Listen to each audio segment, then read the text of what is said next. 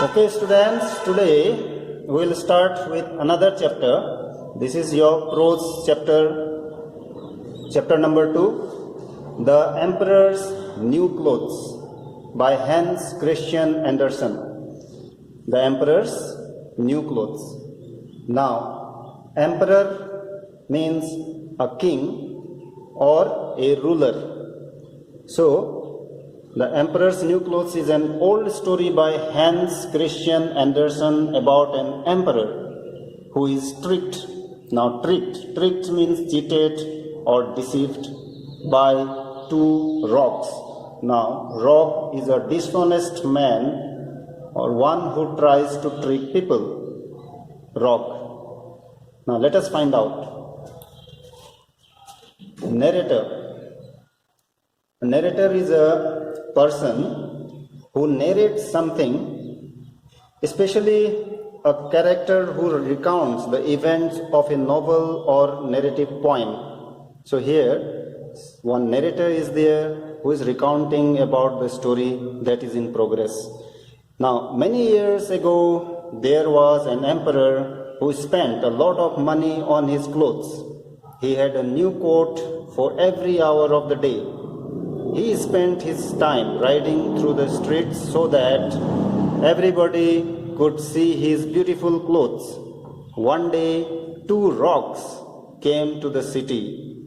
They pretended to be weavers. Pretend means behave so as to make it appear that something is the case when in fact it is not. So they pretended to be weavers. Now, weaver is a person who weaves fabric, who makes clothes, weaver. So now weavers, those were the two rogues. We know how to weave the most wonderful cloth in the world. The patterns and the colors are very beautiful. Narrator. But they said that the cloth could not be seen by anyone who was stupid or unfit for the emperor's office. Now, emperor, I must have some clothes made from this cloth. When I wear them, I shall find out which men in my empire are not fit for their places. I shall know the clever men from the fools. Those weavers must come and work for me. Narrator. So the weavers came to the emperor's court. Weavers. Yes, your majesty, what can we do for you? Emperor. Here, take this sum of money, but you must start work now. Narrator. The rogues immediately put up two huge looms. This is the picture of loom.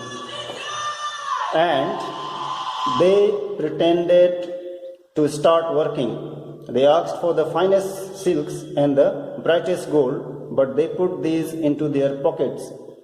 They worked day and night at the empty looms because they had initially said that the cloth would not be visible. So they were putting all the gold in their pocket because they were dishonest persons.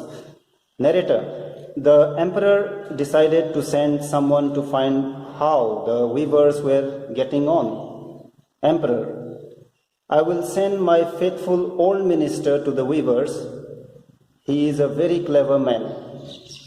So emperor thought of sending his faithful, a trustworthy old minister to the weavers to find out how the work was being done by those two rogues or the weavers. Now, narrator. So the old minister went into the room where the two rogues sat working at the empty looms.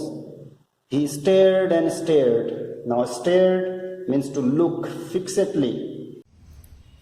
The old minister kept staring at the loom and these two weavers because he could not see any cloth there. So, minister thinking, I can't see anything. Narrator, but he did not say anything because the weavers The weavers had initially said that their cloth cannot be seen, and if there was a chance that if anyone says something, then he may be considered a fool. Now, weavers, step a little closer. Is this not a beautiful pattern?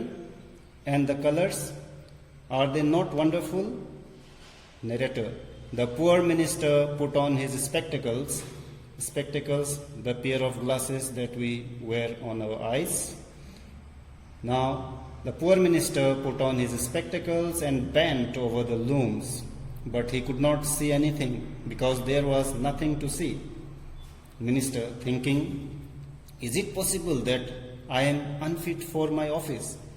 Certainly no one must know it. Am I a fool? I will never say that I cannot see the stuff. Now, weavers, well, sir, what do you think of it? Minister, oh, it is beautiful, the colors are gorgeous, and the pattern is very fine. I shall tell the emperor that I am very pleased with your work. Weavers, we are glad indeed to hear you say so. Narrator, soon everyone in the city was talking about the wonderful cloth that the two weavers were making. The emperor wanted to see the cloth too.